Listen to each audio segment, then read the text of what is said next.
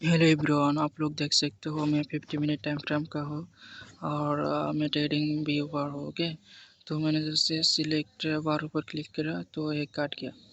तो I hope आप लोगों को दिस रिप्ले बटन का चाहिए। आप लोग यूट्यूब पर खोज रहे हो लेकिन नहीं मिल रहा है। ओके, तो मेरे पास दिस एक्सेस है।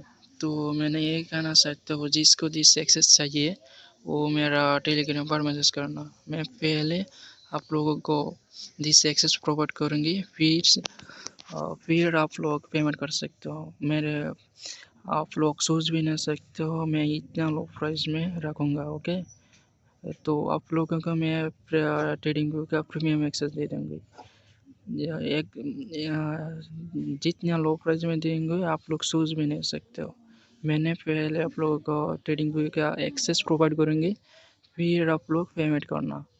ओके, तो मैं कोई स्कैमर नहीं हो।